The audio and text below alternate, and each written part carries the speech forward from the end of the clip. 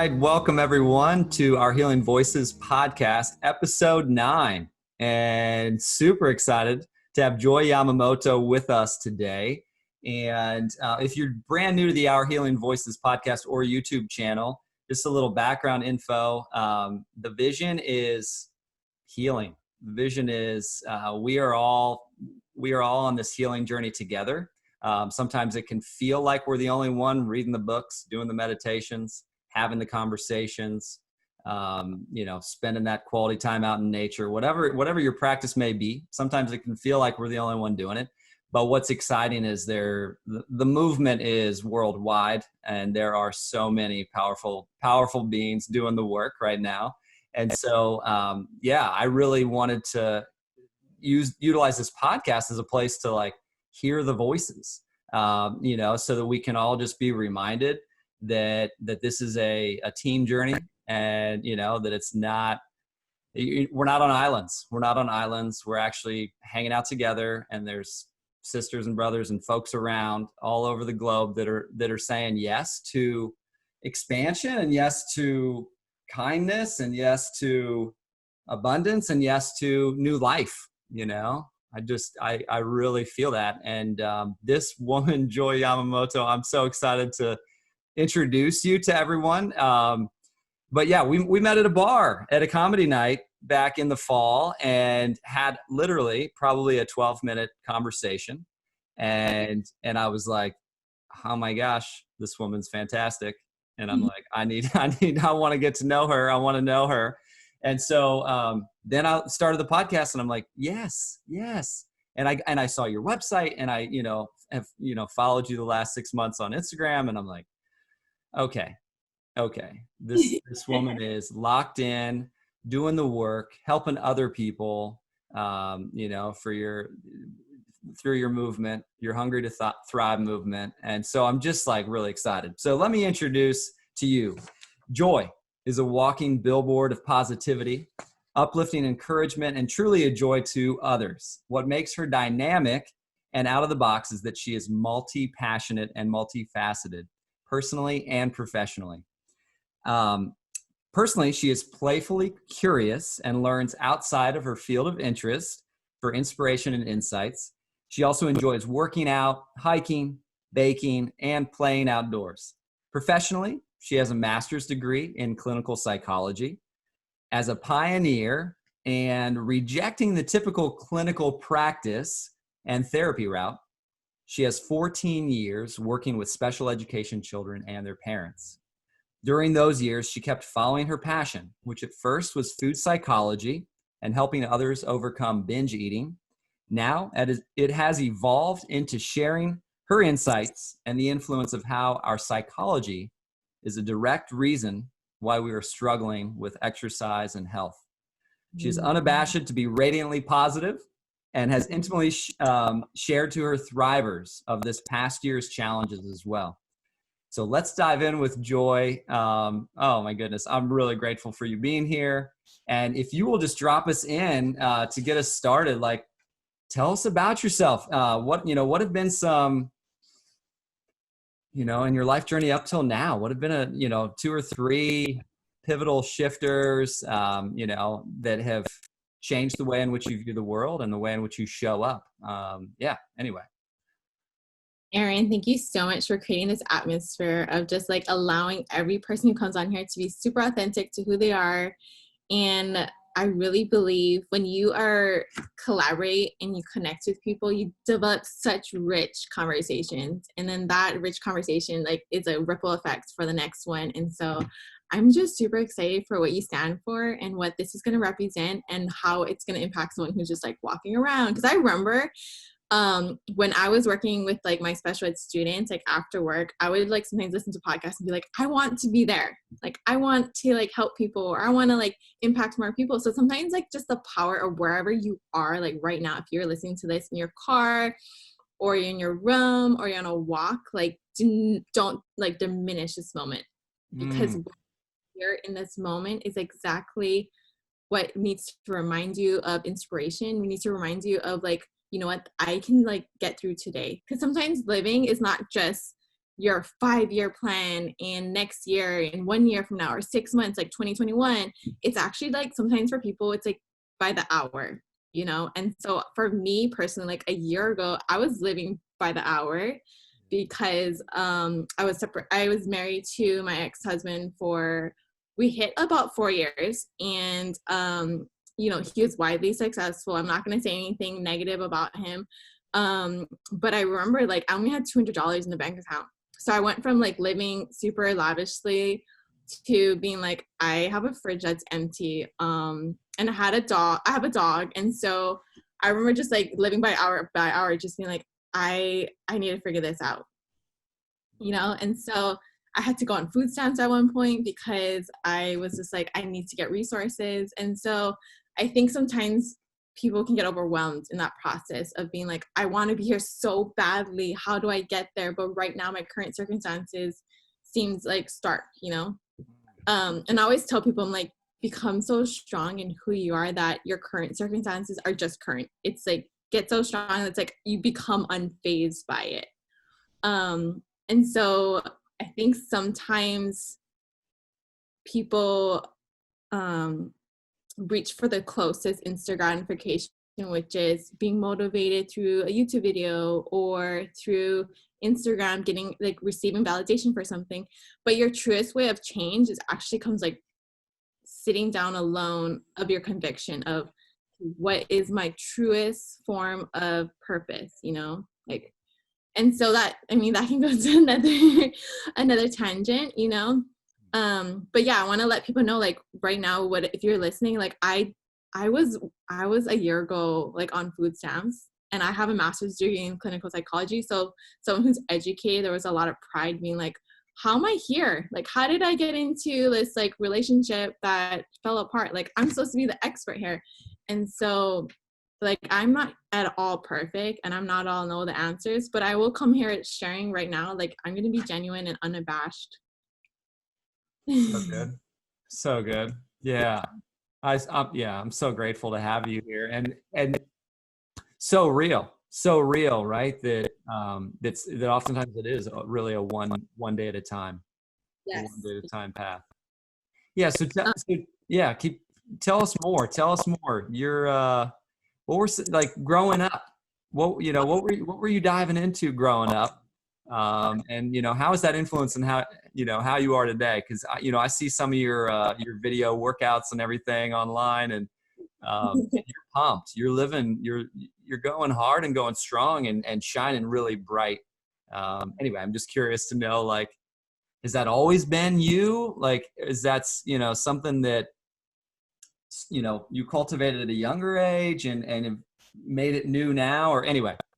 Okay, so I am Japanese, and so I'm originally from Hawaii. So I grew up on the island of Oahu. It's not what you see on media. Like, I don't live by the beach. I grew up in a small town. Like, prior, when I was younger, when I lived there, I could run the diameter of what my little small town was, which was 3 miles. Okay. Yep. Thing that was there when I was about high school was a Costco. And so you have to understand, like, Hawaii is this like amazing culture, like so loving, so much warmth, almost a sense of protection. Like, we want the best for people, like in our little island, so we can come off really close knit. And so I always grew up in that kind of community of like, everyone's welcoming, everyone's warm, everyone's belonging. But also, like, my parents, they still own their own business, and they have been married for, I think, like over 44 years and working together. So I grew up seeing my family struggle actually a lot with like owning a business. And especially if you're in Asian culture, it's like always about education, like I feel like some of our first few words when we like were in the womb was like education, like and so it's very ingrained that you get an education and that's all you do, and you do the safe route and you do the steady route and you do something that's secure. My parents didn't give me like they didn't impose on me like I have to be a doctor or like I have to like hit these different types of privileged positions, but they did instill in me like value what you learn. So I kind of grew up in a sense of, yes, it was welcoming, but I also saw like firsthand how much like what struggle was. And so I grew up with the lens that we have to get by. Like life is about getting by. Life is about fighting. Life is about struggle. Life is about you are the underdog. And so even when I was going to school, all the way to right before college, I struggled with learning. Like I had a learning disability. My teachers would always say, like, why do you always have to keep moving? And I ended up finding out that the way I learn is actually like kinesthetic, through movement, through storytelling, through visual. So like watching a movie or watching a video. And so when I ended up working with special ed students, it all came full circle where I was like, I can relate to you. I struggled with learning, you know? But not so recently, like with like going through the separation, I started finally confronting my belief system that I used to always think like you have to struggle. And now I see it as like, you can actually create a life that you truly want. You know, struggle doesn't have to be a part of that lens. You know, struggle is actually you telling yourself that this is what I tolerate, because whatever you tolerate is the type of lifestyle and the quality of your lifestyle. I mean, that on its own is unpacking, but so I used to take pride though in being an underdog. I used to take pride in being like, I had to struggle, and I got here into college because I struggled and I made a name for myself. And so a lot of my identity as I through college and grad school and getting a master's in clinical psychology was that sense of like that chip on the shoulder of, you know, I'm an underdog. And that influenced me as an athlete, being like, I'd always, in the beginning of the season, I struggled. Even how hard I worked, again, that's another core belief, believing like I have to struggle. When I struggle, I have to work hard. And so, so that all started blending in where my identity became, I'm only good for overcoming things, you know. And my identity was like, I take pride because I overcame, and I get rewarded when I perform better than you. So everything slowly, as I became an adult in my 20s, especially when I was living in LA, was about being superior. So I needed to know more. I needed to show you that I can overcome things. And this idea that like when you struggle, there's a sense of like worthiness. And I know that sounds really odd because people are like, you feel unworthy when you struggle. But sometimes people like, I won't say like, but sometimes people identify as, because I struggled, I earned like a part of me that's worthy, or I earned, you know, this achievement. So you can definitely see this like stark contrast. Like I confronted all that when I was going through my separation. Yeah. Oh my goodness.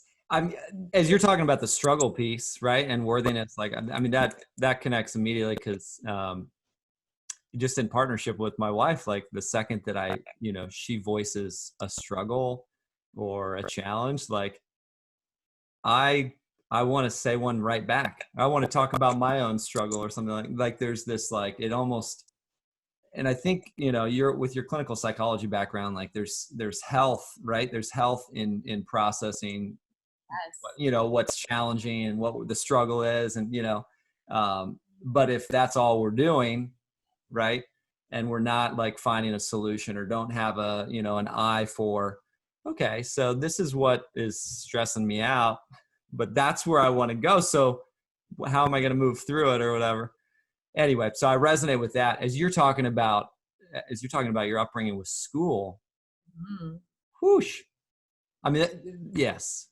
I mean, that's real. Like that, is everybody meant to sit at a desk? Like it's so challenging. I think that it's quite outdated. And I think pretty much all teachers know that. And it's just a matter of like, how do we make that shift into something better, into something more improved that honors uniqueness? Like, you would have, yeah.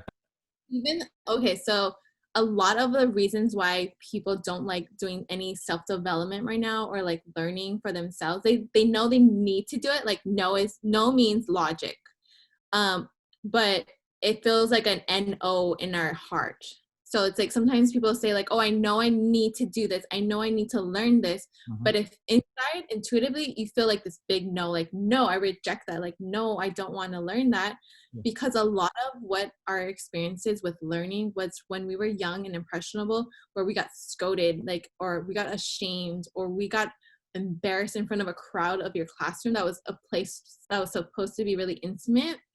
And so a lot of those wounds, a lot of those very impressionable experiences, you don't want to go back into that learning environment.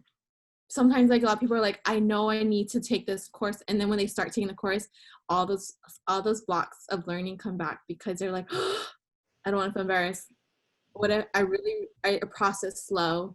I don't want to, and so a lot of that is just recognizing that was painful, but creating a new learning belief. So for me, when I was I was unpacking my stuff, I would say, I'm so excited for what I'm learning. Or I would say, I am so curious, like, about learning this. And so just changing your language, and it takes time, but every time you're about to pick up a book, just be like, I'm so curious what's on the first line. Like, even if you just start so small, you need some type of win, right? But a lot of the reasons, like when people are also have blocks of thinking, okay, I have to only learn through books. But really, we all learn either kinesthetically, which means through movement. Mm-hmm. So you could be walking around, reading something, or kinesthetically could be like when you do a workout, you like actually like going through the movement. Mm-hmm. We learn through visual, so it could be watching a video, it could be watching someone else on a video, it could be through pictures. We also learn through audio. So like right now, if you were listening on a podcast and you feel so like excited when you listen to podcasts, that's probably the most like engaged way that you feel learn. Yeah. And then through the other ways, it's actually experience. So experience is actually when you are in engagement of a conversation or engagement of sharing something that you really are excited about. So if you notice people who go to concerts or people who go to retreats, that's an experience of learning where you were in a setting. So it's a setting first that was really powerful because there's a group of people who felt just as jazzed or even more passionate than you. And you got to experience that with them. And that's a powerful way of healing and learning. And so sometimes you might have a really struggling or negative experience with learning because it's through a book, and the book is like boring because that's not the way your brain and your body is engaged in. And so it's like interesting to see how like working with special ed, my own personal learning disabilities helps people right now in their own discovery. Because some people are telling me, they're like, I don't know how you read so much, learn so much through video, and then keep going. And I'm like, I know how I learn. So it's not that some people just see the actual what. So they're like, I want to learn this. And I'm like, okay, so how do you learn? And they're like, I don't know. So first is always self-discovery, then self-development. So self-discovery is understanding things about yourself, like what do I like, what do I not like, how do I actually learn, do I get checked out when I'm watching a YouTube video because that's probably not engaging for you. So start noticing that, because part of self-discovery is knowing what you don't like, because then that becomes more clear. And so self-discovery is just helping you have clarity more and more of who you really are, and unpacking things that you're like, I don't identify with that anymore. Okay, throw that out. And then you can do self-development, because right now a lot of like the self-development, health and wellness industry is like grow, learn. But you cannot develop if you don't resonate with something by not discovering who you are right now. You might have known who you were 5 years ago, but so part of like self-development is with the self-discovery. I love that, because really, I mean, as you're sharing, I'm thinking about my own self and like, thinking, okay, how do I learn best? I'm very good at reading the first 50 pages of a book. Okay. and then being like, okay, that was good, or whatever, like, and yet in my, early 20s, after I left college, I really didn't read much at all in college or high school at all, like, but then and then I started like, okay, I want to read. And I like allowed myself to read. I also had like a little bit of like a workaholic energy where it's like, I can't take time for Aaron and read and, self-discover. And so, you know what I mean? And so I had to like I still have to work through that to be like, no, I'm worthy of like sitting down and listening to Deepak for a little while, or, like whatever that thing is. But I think I love that piece because we all learn uniquely. And so, where somebody may resonate with this style or this, this teaching modality, it's like, that doesn't necessarily speak to someone else. Exactly. I have to say though, when you are starting to learn it's so funny. When you're starting to learn the best ways of engagement of how you learn, so like how I just told you, like kinesthetically, visual, the more senses that you involve in anything you do, the more concrete it's actually going to seep in and you're going to really resonate with it. But if you're so passive learning is like you're going to walk and you're just listening, and you're just listening, right? So that's like on a scale, everything else is on a spectrum or a scale. Yeah. So you're just at the first scale of just like, oh, I hear it. But again, use another sense. So I would say for another sense, let's say you're walking, go pick a flower and smell it while you're learning. So now you're activating your first smell. You're activating the smell of sense with what you're learning. So whenever you're going to smell, let's say, so for me, when I go on a walk, there's this one spot where I smell rosemary. So I go there and whatever I'm learning that in that one, whatever's on that clip, I end up remembering it more. Because now you're using double your senses. And so for me, sometimes I'm like in my room walking around, moving, and I'm listening to what I'm learning, and then I'll go write it down really quick because there's like maybe one phrase. So you see how like I already have like compounded my learning just by adding more senses. So sometimes like learning doesn't even have to be like, okay, I'm gonna sit down on my bed. I'm gonna open my book. Yes. Read the first line. Like so you're taking something that's habitual, like learning, but if you want true engagement of anything, you make it a ritual. So habit is automatic. Ritual means you create this amazing experience where you're like, ooh, I've got candles in the background. I'm getting really excited. I'm about to like learn from this video, like kind of like how you do like a ritual when you're about to watch like Netflix with your wife, like it's like, oh, do you want wine? Okay, do you have the snacks? Like when you have anything that you truly look forward to that's a ritual base, you end up remembering it more. So you can see like the difference in self-development and when one is like more of immersion based.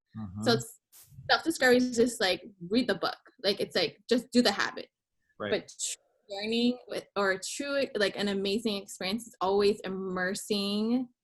Immersing means like going deeper, so creating a ritual around it, creating like excitement. Yes, right. It really is, because that's where the learning, like you're saying, it's the learning actually gets through into ourselves, right, at another level where it's like, I memorized a lot of stuff when I was growing up. I aced some exams because I could memorize really well, but do I remember much? Nope. I remember the people. I remember liking people a lot. That's what I remember. Wait, have you ever watched the movie by Pixar for Inside Out? Yes. Okay, so there's I may have cried a few times, probably.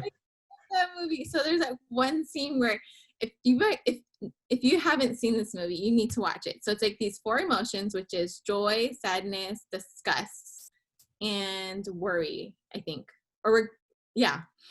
But they show this one scene where each memory is like a bowling ball shape.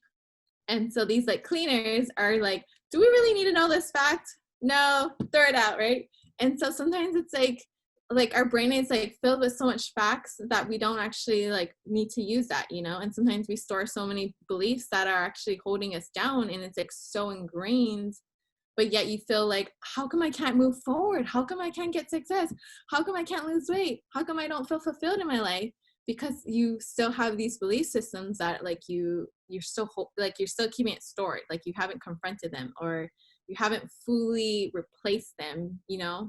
Mm. And Yeah, so before, keep going. Tell me more about like what's been a belief system that you're really that's you're focused on shifting in your world now, or you've been or something that's been super critical to become who you are, and to be as shiny and warm and encouraging and yeah. What's something that so before I go on, I have to tell like whoever's listening to this, I am a person that I'm unabashed to question my core beliefs. I'm unabashed to question something that society tells me this is the way you do things. You know, prior to the divorce, I was like, okay, I just want to be a people pleaser. I know I'm a people pleaser, but I want to make people feel happy, you know? Mhm, mhm. But so going back with being unabashed to question about struggle, question about love, you know, question about all these ways that our society has told us to play within the rules or play within these terms, you know? Yeah. And so what I'm about to say might trigger you. It might make you feel like you're going to question your own stuff. And it takes such great courage and empowerment and such honesty with yourself to decide to question yourself. So I'm going to say that first. Mhm. Because I know that when I went on my self-discovery to start questioning things, it did feel scary. It did feel like I was going against the grain, you know. Mhm. There's such an amazing payoff. And so one of the things I have noticed over the theme of questioning your beliefs is to understand that whatever you pour into yourself, investing wise, positive, negative, sad songs, uplifting songs, meditation, anything. So you invest it in, it filters through your belief system, right? Mhm. This is the part that's the gift. Whatever you right now, what I've been filtering, what I've been going through, what I've had for my own self-discovery, the way I've challenged my beliefs, now the byproduct is this experience, you and I.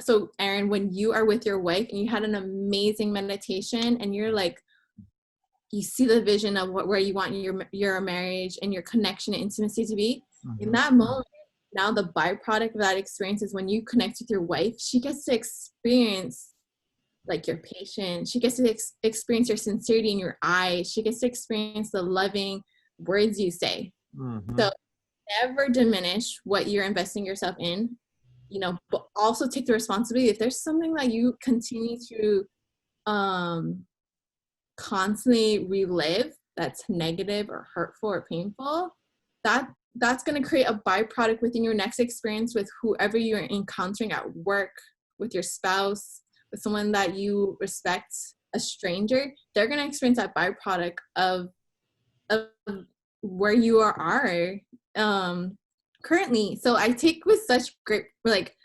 responsibility that I want to continue filtering myself, because I want my next experience with someone to be uplifting and encouraging and powerful and amazing. And when people see it that way, that what you're filtering and what you're experiencing within yourself right now, and then whoever you encounter next, that's a byproduct of it. Like you're gonna start seeing your life in this like powerful and meaningful way, versus just seeing it as the self-development world is very like, just do these habits, wake up at 5 a.m, read these books, do this meditation, and it's so do, but what's your being? Mhm. And Mhm. so I think when you like after this podcast and you go see your wife, I think you're going to be like, okay, I want to continue creating byproduct experiences where there's love, there's patience, there's uplifting. And so that's what before I even dive into my belief systems, I want people to understand, like, in the end of the day, everything's experiences, Yep. habits. It's not trying to be the best version of yourself. It's just really experiences. Love it. Love it. And so, and just you're sharing just kind of like how important it is to really monitor Yeah. what we're feeding ourselves. Like, Yeah. just like what, you know, Mhm. yeah. Like we watch, I have to definitely watch what movies I'm taking, and because that stuff just gets to me. And I mean, even music for me. I remember in college, I'm so lyrically triggered, you know, and like hearing words, and I love music, but I would listen to rap music and I would just be like, I should have 5 wives. Whoa, I kind of think I should have 5 wives or 5 girlfriends, or you know, like, and I should have that car, and you know, it's like, anyway, yeah, every music genre has its own little message, right? And it's like, wow, I don't think that's gonna, like, I like to listen to some rap music and dance. I'm Yeah. not gonna lie, but Yeah. I can't listen to rap music every day and then like show up show up to my wife with like the same loving energy that I really want to. To be honest, that's what I've found for myself.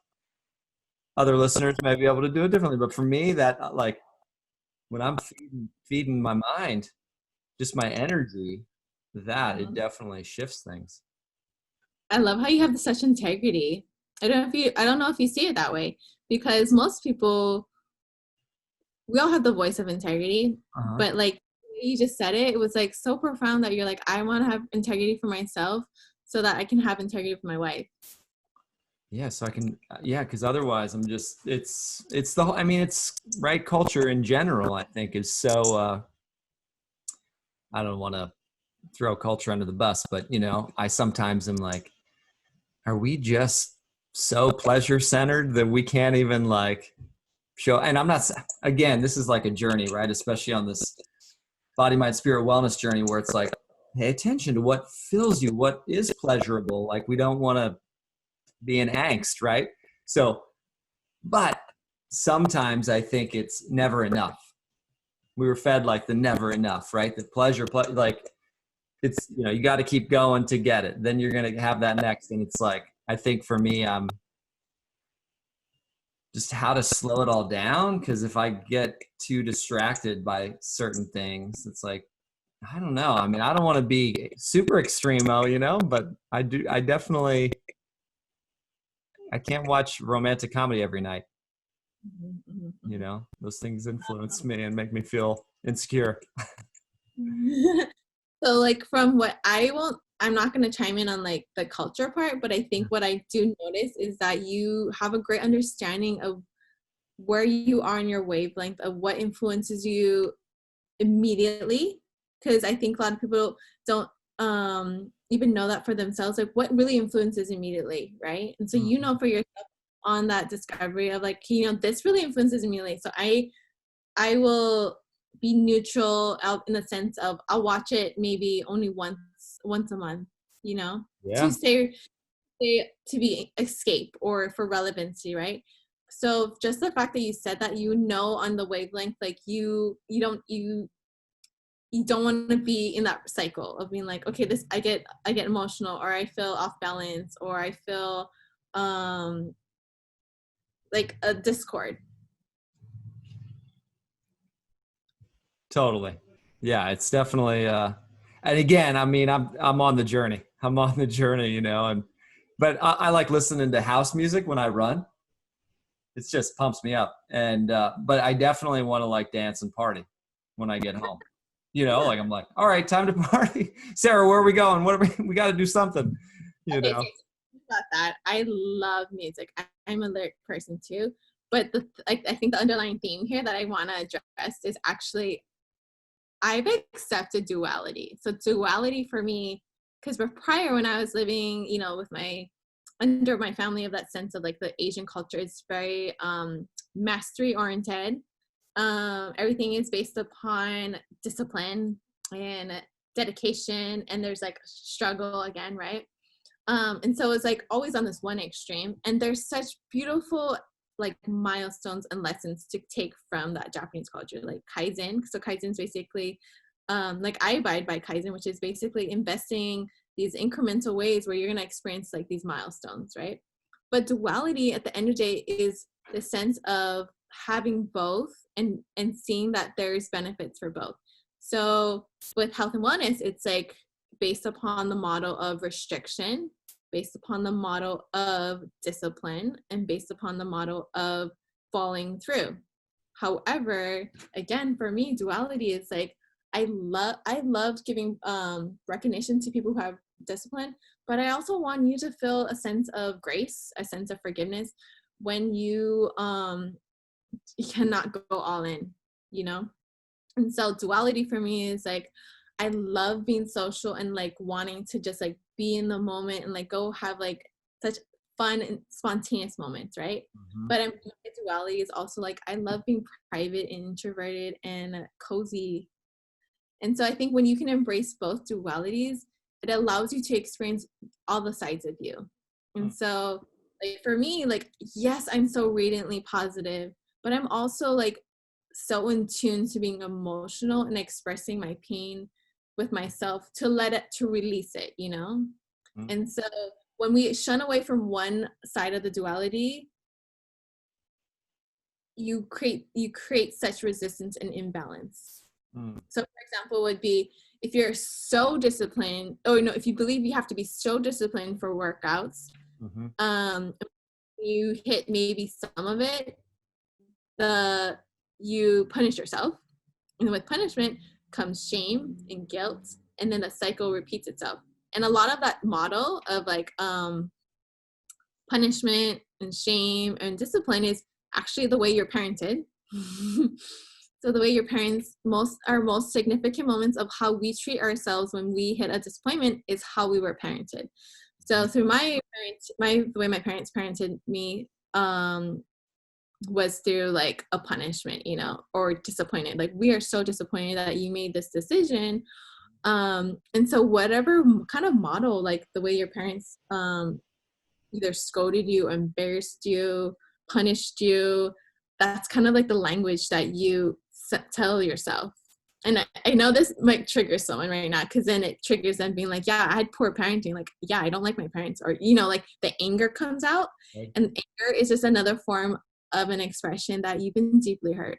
You've been deeply either neglected or rejected. And so let that just be a sign of, okay, you know what? How can I show myself that I can trust myself right now?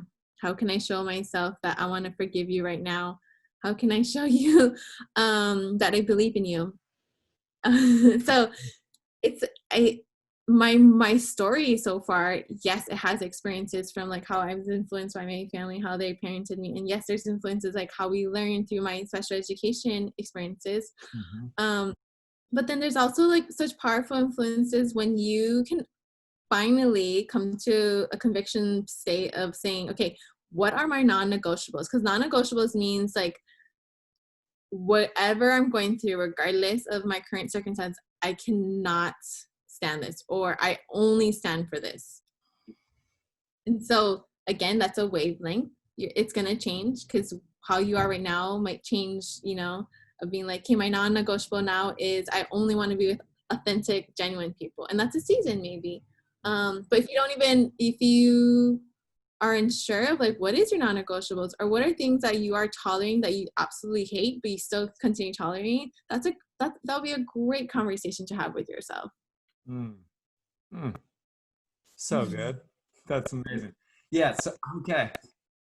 And that conversation with self, right? And processing through the way in which we were parented is ongoing, I think, right? I mean, my mom always tells me, she says when she was 10, she remembers like looking in the mirror and saying, I'm going to do this differently. Like, and her parents are amazing. I love my grandma and grandpa, but she didn't want to do it the way they were doing it. You know, it was just very clear. And, I think my mom and dad have done a great job. And yet, as I am in therapy and I have been reading all the books and stuff, you start to be like, wow, why do I talk to myself like that? So I love that you're inviting people to take a look back, even though it may not be fun, may not be pleasant, may be challenging, but like just looking back and sorting through that, and then I'm doing that over here, right? On my own, like I remember getting like ice cream parties if I had a great day, or if I had like a choir concert, if I was, Oh yeah. right? A great basketball game. I got to, pick the dinner spot or whatever. There were it was clear messages, which I'm not saying that was wrong, but I definitely got into this, like, if I achieve, then I'm good. If I achieve, then I'm good, and it was like, and how do I let go of that?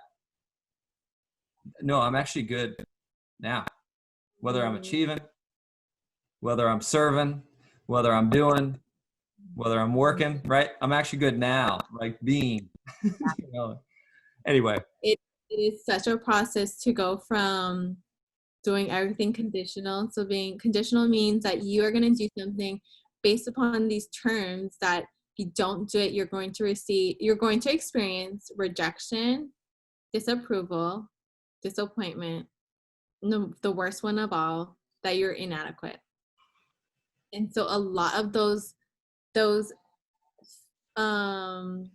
avoidance of those experiences, people tend to do things that are conditional with immediacy. So for example, it would be like, man, I have to answer this text message. I don't want to. So again, that's your knowing, your heart, or what your intuition saying, no, don't do that. But then the conditional side of you is like, well, if we don't, we're gonna experience rejection, disappointment, disapproval, or be seen as you're inadequate. Mm-hmm. That goes straight from, most likely, from some type of parenting or childhood experience that it's been impressionable on you. I have a quick way of clearing something, like talking about that, Yeah. because I want to say, like, even though I'm in psychology and I love what psychology can represent. When I say can, it means that there's such potential in psychology. Mm-hmm. I do know that people have had some traumatic experiences in the psychology field, in the sense of maybe they were paired with the wrong therapist and it triggered you and you felt super unsafe and you did not want to go back. Or maybe you had a case manager when you were young and they were saying that they were going to like be there for you and they fell through. Or, so it's like, that's why I say psychology can represent something potential and powerful for you. And sometimes psychology is really hard, like going to therapy, because you're going from a state where it's a crisis. It's like, I need answers right now.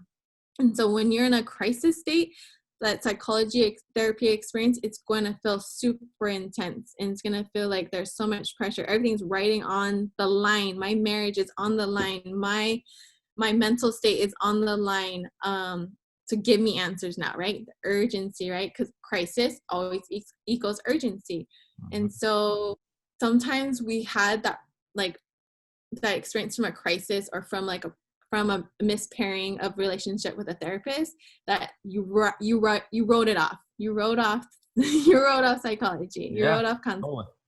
And so, or sometimes, psychology can be seen in the lens that it's a privilege. Like, you go to counseling, wow, that's a privilege.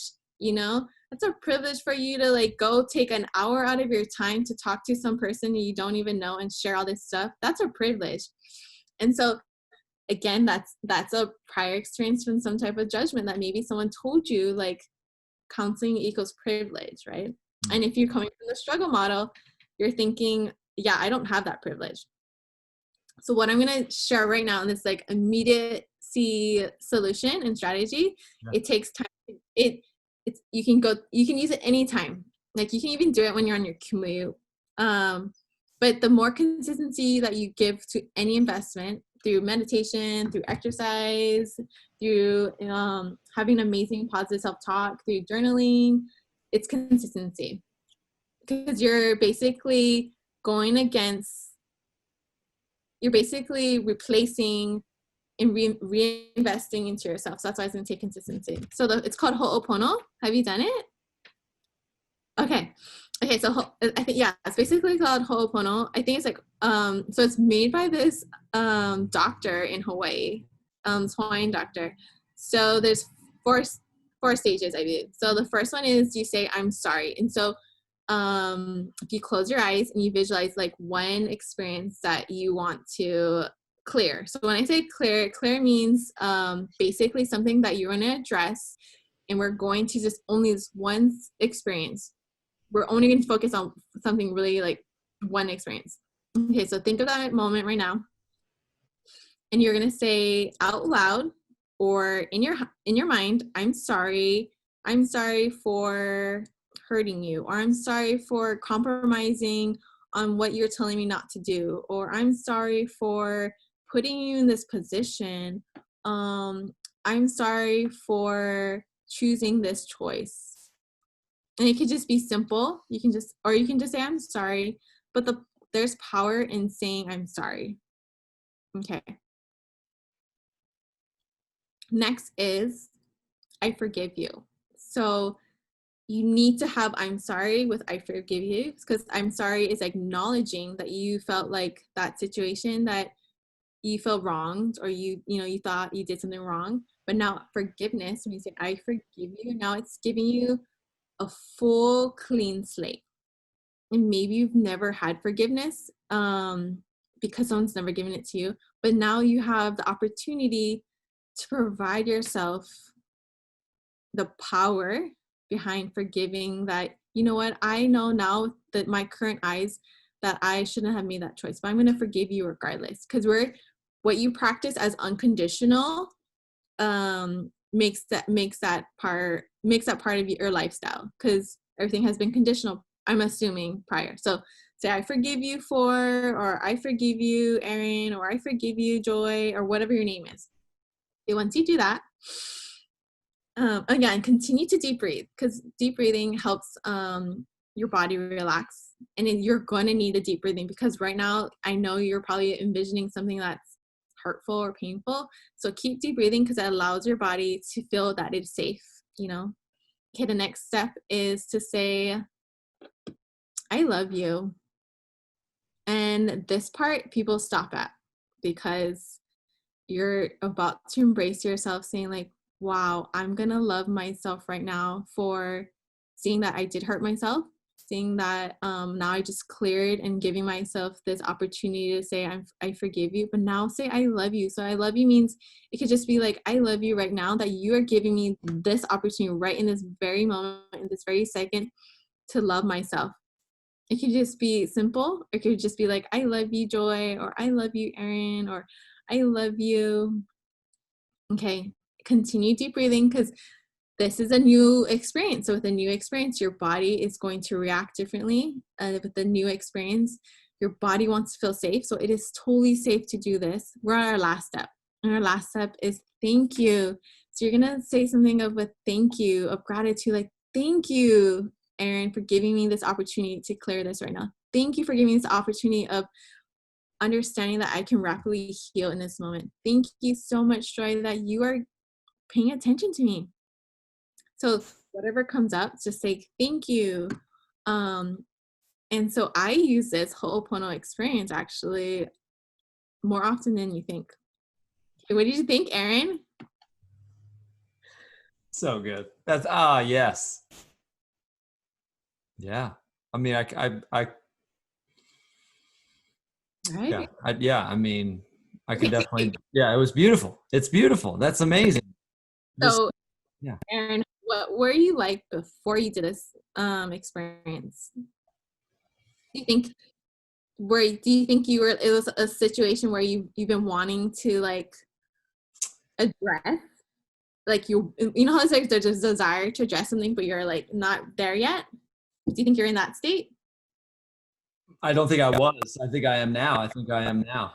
I think that I've tried to release it multiple Mhm. times and release, and I feel like this is like, yes, On that wavelength, time. It's time, right? It's time to move on, bro. It's like, okay. So if you guys have so if you're listening to this, could not see Erin visually. And I will say, when you do this experience with anyone and you're watching them close their eyes, their body and minds is having a physical and emotional, even soul experience. Like your body looks so calm, Erin, and your eyes look like it was releasing something. And so I always want to like reinforce when I see someone go through some type of healing to be like, this was powerful for you. I was a witness of it. You're going to come back on this day and be like, wow, Joy, this was the initiation of this change, right? And so, but even if you can't do it for yourself, just give yourself that thank you. Like, thank you for having the courage to do Ho'oponopono. And so I sometimes do this when I'm driving because I'll get triggered, like, oh, like the person cuts me off, or I was having like I was just in a funk, you know, like, you know, sometimes I just go, you know what, Joy, let's do Ho'oponopono. Okay, I'm sorry for being in this funk, you know, and then I go through my steps. Yeah. And then I already feel like, you know, so much better. You know, I might not be 100%, but the fact that I'm shifting to maybe it's at on the wavelength, right? Or the spectrum, like maybe I'm not at 100%, I'm not 100%, but maybe I'm at like 70, you know, and 70 is way better than being where it sucked, you know, at 0. Yeah. Oh my goodness. Yeah. I Oh will. my gosh. Yeah. What? Keep going. When you continue to do Ho'oponopono, you'll see more, like I call it rapid massive transformation. So that's one of my belief systems, is that I can have rapid, I can have massive, I can have rapid and massive transformation. Like, because healing, so again, healing model is like, it's going to be this life journey. It's going to be this ongoing struggle. It's going to be ongoing unpacking. And I love that it is going to be a process. But again, I challenged it where I was like, why can't I have rapid, massive transformation, you know? So do you want me to discuss about rapid, massive transformation? Yes, that made me so happy hearing you say that. Okay. So again, what I'm about to say and what I continue to say it might trigger you and it might make you feel like, what do you mean, like healing doesn't have to be this long process, or healing is going to have to involve all this pain, like, you know? And I challenged it. I was like, I want healing to be like rapid and massive. Like I want it to like be like, I want to go through my healing and let it be like transformational, you know? And so it just took it has, again, it's like my belief system. So sometimes when I go through something super emotional or was going through with my divorce in the beginning, I would just tell myself like, I'm about to go through rapid, massive transformation. And then I would do my Ho'oponopono. So I would do like, I'm sorry, Joy. You know, I forgive you. I love you and thank you. And, you know, and I didn't only use that technique. Like I have all these other strategies I use. I have all these philosophies. But you can't have rapid, massive transformation if one of your core beliefs is, I'm always going to struggle. So you need to have beliefs that are in alignment. Alignment means congruency. Anything that's congruent means that what you believe logically and what you feel emotionally or what you think mentally needs to be in agreement. Because sometimes people, even at exercise, they'll say, I really want to lose weight. And I'm like, that's awesome. We're at the first step, like desire. But their belief system says, I don't think you can do it. Look at people who have digestive or some type of health issue. They drink so much green juice. They're following like maybe the medical medium strategy, or they're following all this nutritional model stuff. Like nutrition's on point. Like some of those nutrition stuff, I'm like, wow, you have discipline to juice the last 90 days. Amazing, right? But belief system says, I don't know if you can handle maintaining being healthy. That's a common health belief. I don't know if I trust you enough if you're gonna actually follow through. So I'm gonna tell you, you're not gonna make it through your 90-day workout program. Some other belief systems with working out and exercise. I'm giving these examples because these are super relevant, and this is like relevant of like your healing. So some belief models for people in like exercise and weight loss is, I don't know who you are I don't know who you are when you lose weight. I've only seen you overweight, struggle, and self-conscious and judgmental. So this feels safe. Don't take us down this road. And so because safety could mean certainty, and certainty could still mean something, a pattern that you continue to do, even though it's harmful to you. Wow. Those examples are so helpful, you know, because those core beliefs hang out in there, consistently sabotaging, you know, whether we do so well for 90 days and then it's like, wow, you know, and so I always tell people it's sometimes, so that's why you're in that constant struggle cycle, because you're doing the habit and you want that weight loss, but the belief you're being is in that state of, I don't believe you, I don't trust you, because last time we failed and I don't like that feeling of disappointment, so I still won't believe you fully. And you have to confront that belief. Like you're gonna have to confront that belief, being like, I am fully capable of having success. It is possible to have success. I love seeing myself give my best, you know? And so how do you confront those core beliefs? You could either do it in the way of writing everything down and seeing what you actually believe, and then writing the contrast, and then just pick just three. Just start really small of a beliefs that you really want to resonate and makes you feel excited. Say them over. Especially do it when you're like working out or when you are trying to heal through something that you feel that painful experience, like, oh, I feel super uncomfortable. That's when you challenge it, because that's actually where you actually break through. It's not like when you're having your meditation's amazing when you can create a new mindset, a new affirmation. But when you're in those super challenging moments where everything that your usual pattern of belief is like, oh, I know the outcome is already, I'm gonna quit. Nope. That's when you go, no, I'm gonna do 5 more seconds. I'm gonna say I'm unstoppable, or this is where I'm gonna, you know, the next I'm about to get my last cookie. Nope, you put it down and you say, you know what? I love respecting myself.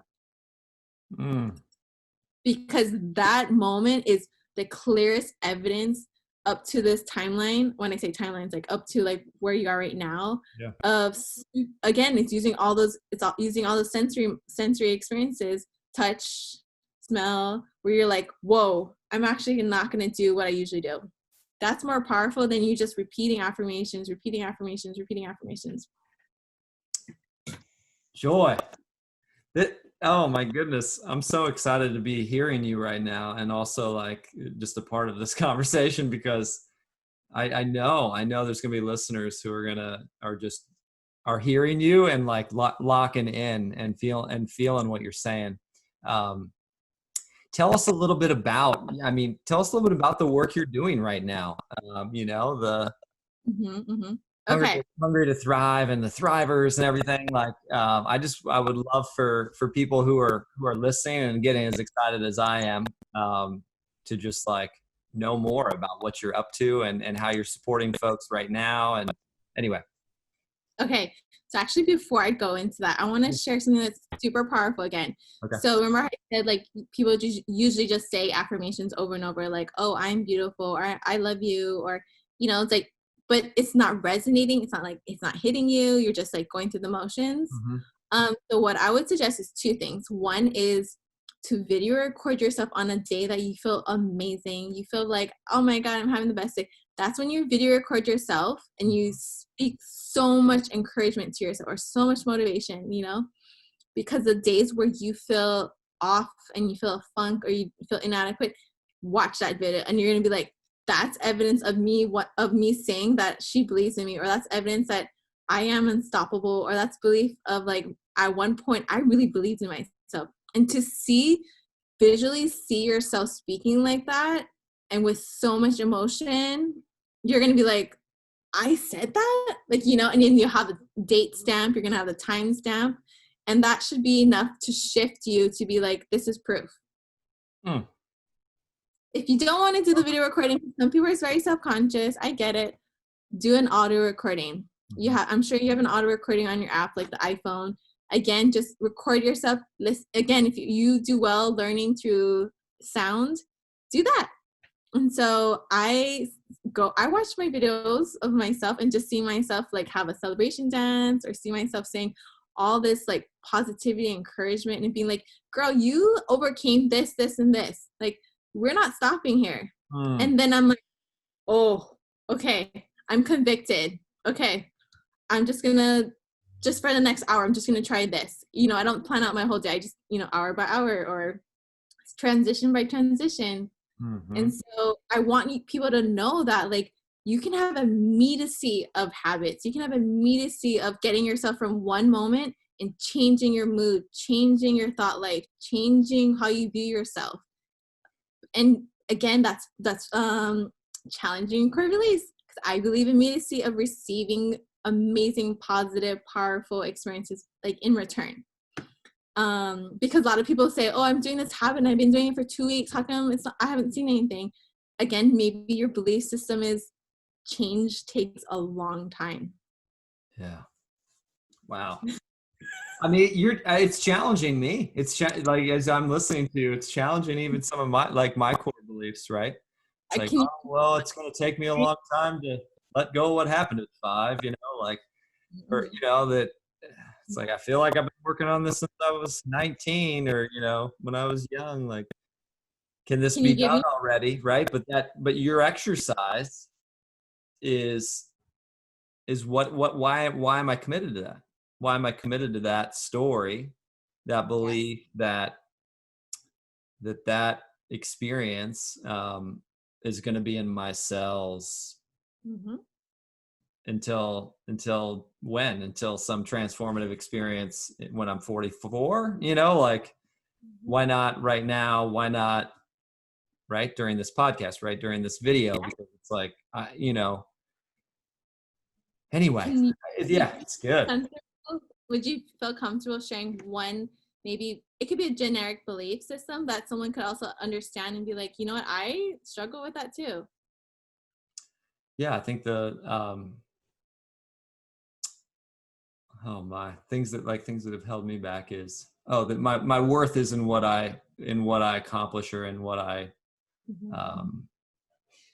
create, like that I'm achievement is where I find my worth. Like, I don't wake up worthy. Like, I got to work for that. Like, at the end of the day, maybe I'll get but. So the belief system is, just to clarify, is I receive significance and recognition and feeling deserving once I achieve, or once I perform at this level. Is that correct? Yeah, that's the broken belief that I'm ready to shift. If you would like to shift, I would say, so this is how I do it. So again, close your eyes, because when you close your eyes, that's already signifying to your body and to your mind that you are staying focused. So least amount of distraction. So close your eyes, envision the Erin right now on a beach, and you are going to walk up to those waves, and the waves are going to crash down on you. And the waves crashing down is signifying that you are ready to let go of this belief system. Okay? So you're in your mind, you're going to say, I am ready for rapid, massive transformation. Okay? Next step is you're going to say to yourself, I am eliminating, eradicating, and erasing this core belief that my significance and my deep deserving worth is only tied to achievements and recognition and receiving praise for what I do. Once you have finished that, snap your fingers. Okay, the next thing you're going to say is, I impress upon, I declare, something very powerful, like something that says, like, this is the new belief. Or you can just say, my new core belief is my worth is immeasurable. Now turn around, because you're still at the beach. You're going to start walking towards the sand, and you are going to tell yourself, my worth is immeasurable. I know I now only do things from my best alignment, or I always love praising myself for my worth. Just continue walking to the sand as if you feel so radiant and so powerful, and that you know this, Erin. Like, you're welcome Erin in now, right now. Once you get to the stand, you can raise your hands, you can do your dance party, and that's it. All right, Erin. Yeah, Joy. Yeah, Joy. Woo! So, so two powerful things from that experience is, when you're about to confront your core belief, you always say those words of, I'm ready for rapid, massive transformation, because it's signifying to yourself, we're about to change who I am. The second step is you're gonna immediately address, I'm eradicating, or I'm erasing, I'm eliminating. That's basically telling your brain, because your brain has a file of everything that it's core belief. So you're giving yourself a command, because that's how your body is. If you give your body and brain a command, it's gonna follow through. And so that's what habits are. They're just action commands. And so you gave yourself a command. By you visualizing it, it's creating a concrete visualization of a memory, being like, okay, when I feel like I need to eliminate a core belief, you're gonna remember, oh, I was at the beach. I want a metaphorical experience where, like, boom, this is gone. This is destroyed. This is wiped away. No, I'm no longer heavy. I'm no longer like drowning in water. So you address that core belief. And then the last step is, now this is what I'm replacing it with. This is my new non-negotiable. Yes. Yes. And your worth, yes, it is so immeasurable. Your worth is like phenomenally immeasurable. I mean, immeasurable basically means there's nothing that is conditional. Yeah. Yeah. I mean, that, yeah. Thank you. Thanks for offering. Yeah. Thanks for offering that. I hope, I'm sure somebody else could resonate with me, perhaps. You are going to get chills when you go to the beach now. Yeah. Because you're going to be like, oh, I remember. Yeah. I remember being this other prior Erin, and now I'm this new Erin. Yeah. Yeah. I mean, it made me giddy, it made me giddy. Like, as we were walking out as I was walking up onto the sand, it's like, I'm done being exhausted, with that story. Like, that's just not I'd delete that from the beliefs. It's not a belief system worth signing up for anymore. So thank you. Every belief system that you have should make you feel so excited, so eager, and so effortless. A lot of our times when we feel really down or depressed, it's because our belief system is pulling us down. It's like draining us. Mm-hmm. It's dejecting. And so you can do so much meditation, and you can eat super healthy, and you can do all the workouts.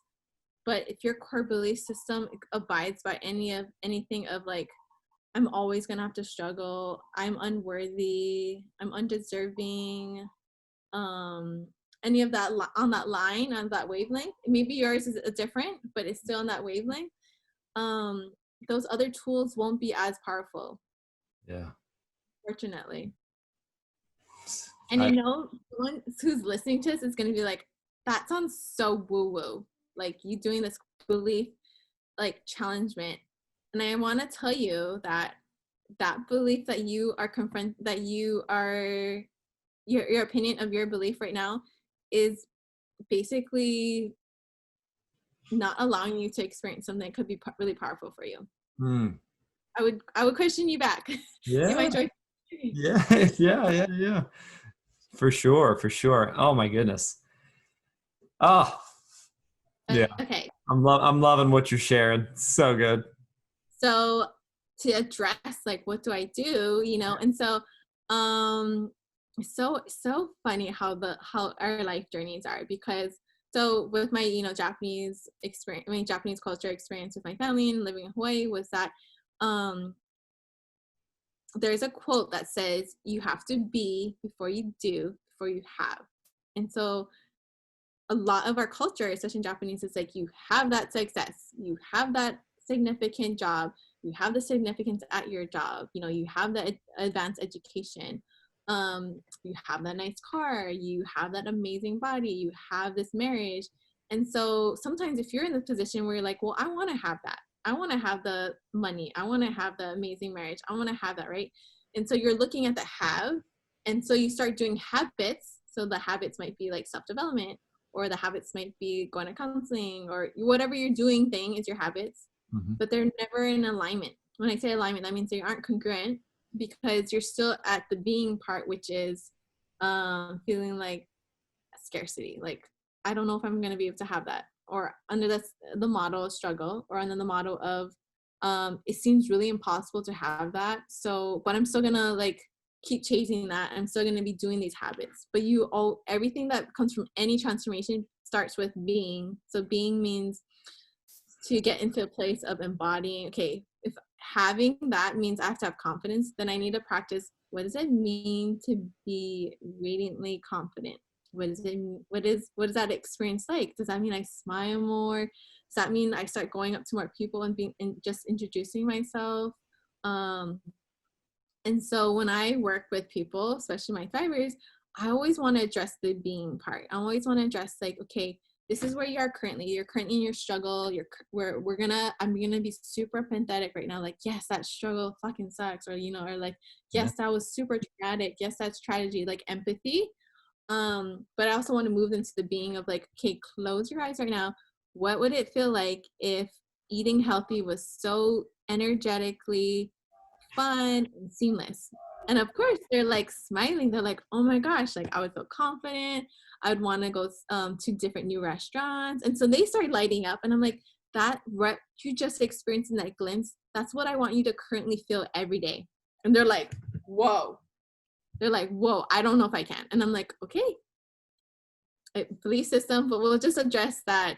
You can keep experiencing glimpses of it. Maybe just only experience that at the gym. Maybe that's where you feel safe, where you feel really confident. And so when you're starting to do more of the being, and then when you pair the habits of eating healthy, the habits of meditation, the habits of self-discovery, it's like a powerhouse now. And now it comes from this momentum versus this force. And then usually a force, that means pressure, and pressure means that if you don't do this, we're going to be embarrassed. Or pressure means we need to get this done with urgency, and if we don't, we're going to go through struggle again.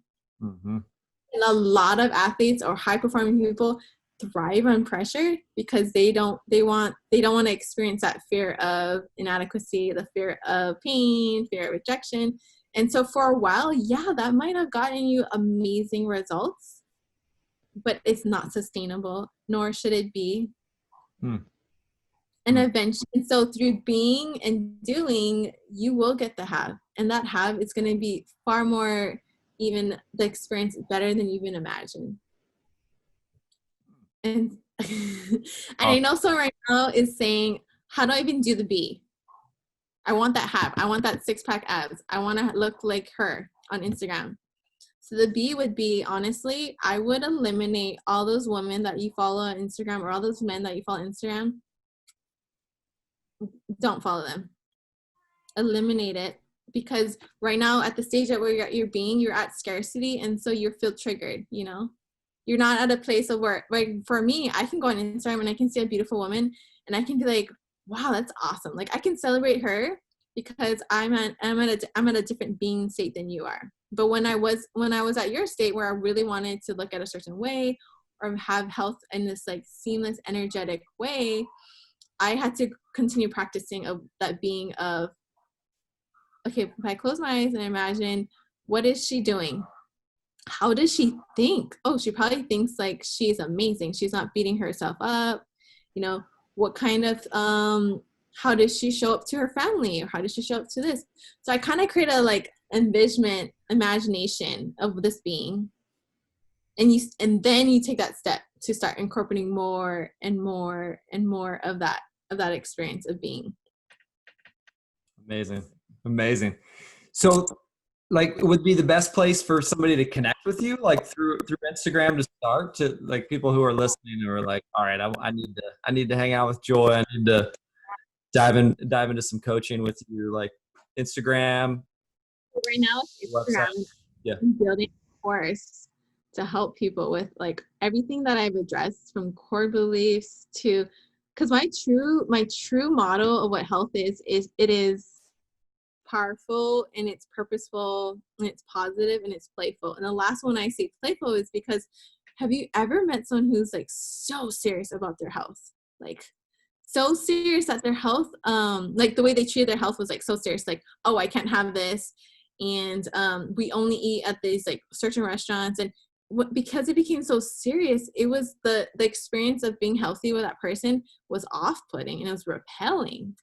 And health is actually quite the opposite. The more playful you are with your health, playing outside, playing sports, or just like treating your meals as playful, like, oh, we're gonna eat all these different meals, instead of being like, oh, I have to follow this meal prep and my food tastes like bland and chewy and I'm tired of broccoli, you know?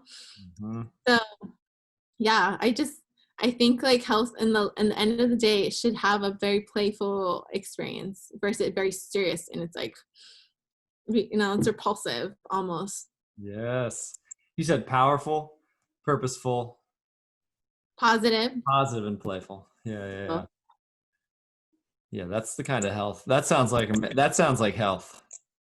That And sounds again, yeah. I'm challenging your belief of what health is, because our health experiences are probably at some time with our family, or maybe a time when you were really trying to lose weight and you had the great desire, your intention and desire was at a good place, like you wanted to do something that was good for you, but the model that you followed prior was ill-equipped, or it kind of put you in a position where you failed.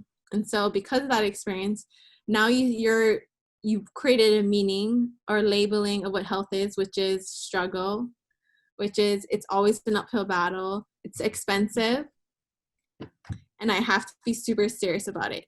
And going with the serious thing, I have to tell you that I don't want anyone to be serious about anything. I want you to be sincere. It's a big difference.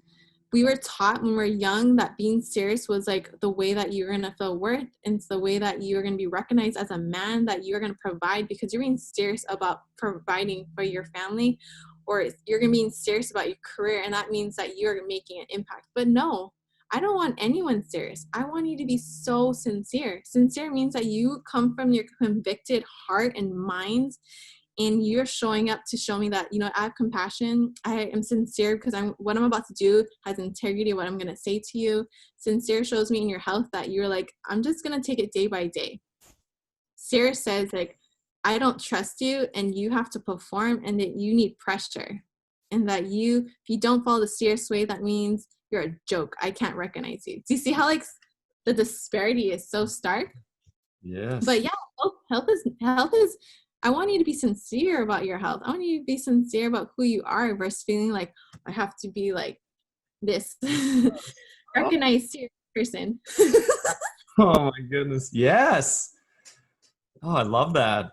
Mm. Yeah. That's why I always It makes me come want I need to start I'm kind of in a run, not necessarily serious, but it's more of like, all right, I'm running, doing my circuit workouts, Mhm. and riding my bike occasionally. But Mm-hmm. I definitely need to take my basketball to the park. Yes, do it. Because I freaking love basketball, and why would I not include that in my movement, in my body movement?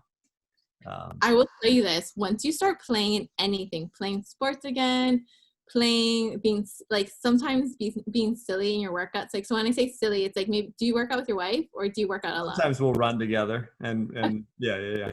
So being playful with your wife, it'd be like, even like your wife might get mad at me for saying this, but you know how like you see men like slap their wives' butts, and Yeah. like, when you're kids, we used to, when we were kids, a boy would chase a girl and then you laugh or whatever, right? Yeah. But that playfulness is what kind of like kind of makes you guys both feel actually vulnerably close to each other and make you guys feel that, why are we feeling like we have to track our steps today? No, let's just Oh, like chase each other in the house, yeah. Um, so I, sometimes I people, usually take her hand and actually smack mine with her hand. I grab it. I'm like, hey. hey, there you go. See the playfulness. But you build so much like creativity when you're playful. You feel so much more at ease. Like you don't feel like, oh my gosh, I didn't finish my workout in 30 minutes, Oh, like you feel tense. Like Mm, we don't health was never meant to be tense. Health was meant to feel super radiant, day by day, feeling just like that like you feel excited. yeah. I love that. That's a good check-in that you've offered all of us. Like, does it get you excited? Whatever it, Yeah. like, does it get you excited? Do those core beliefs get you excited? If Mhm. yes, keep rocking them, right? Yeah. Yeah. There are moments where I'll be in my workout and because I, I'm driven. So sometimes when I'm going through my workouts, I'm like, okay, I'm going to do this, this, and this. And then I'm like 10 minutes in and like, I can hear my inner playful kid being like, this sucks. And it's like a sucks that's like, why are we doing this? And I'm like, and she's like, are you doing this so that you can perform? Or are you doing this because like you really want to lift the weights today? And sometimes it's like, she just wants to go outside and play soccer.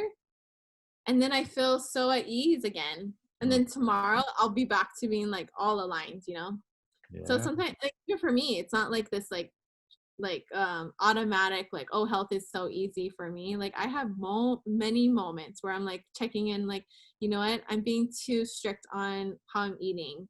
Okay, you know, Yeah. or yeah. So I want people to understand, if you're still listening to this, which I'm so proud of you, is that yes, I have challenged my beliefs and yes, I continue questioning them.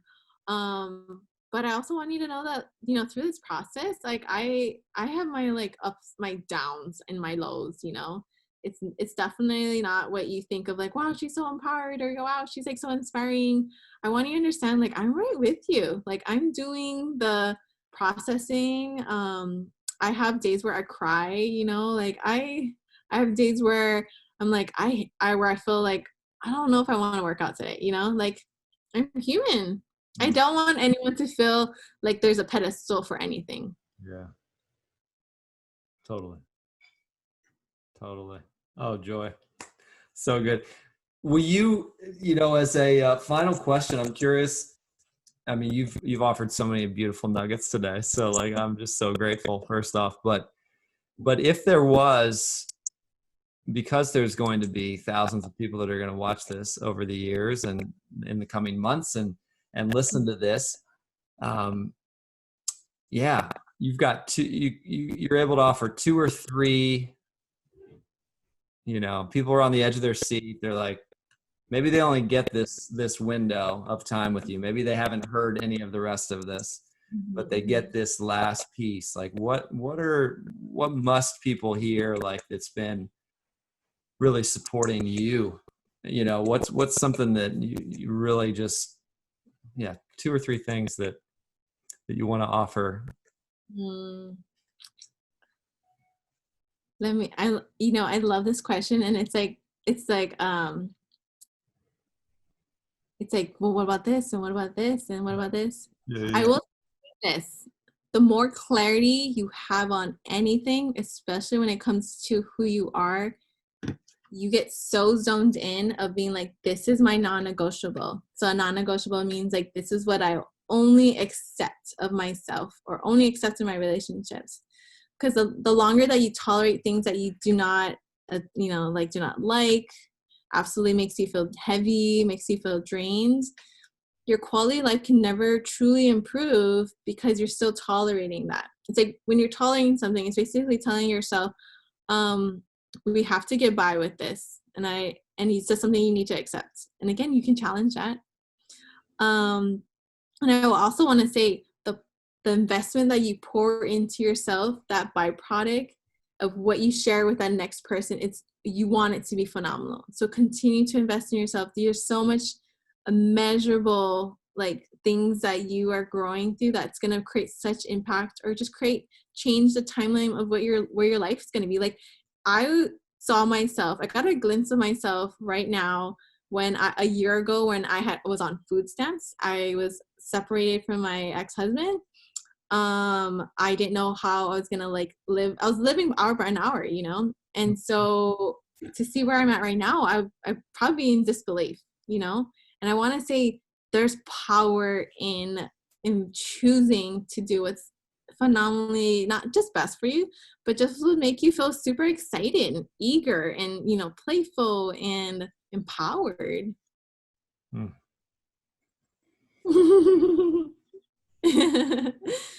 Amazing. I had such an amazing experience with you. Like, it felt, I mean, we probably could continue talking, you Totally. know? Totally. We totally could. Oh yeah. Thankful. I'm thankful for you. I really appreciate you being willing to do this interview and to share your heart Oh, um, yeah. with Oh, yeah. everyone. And, Gosh.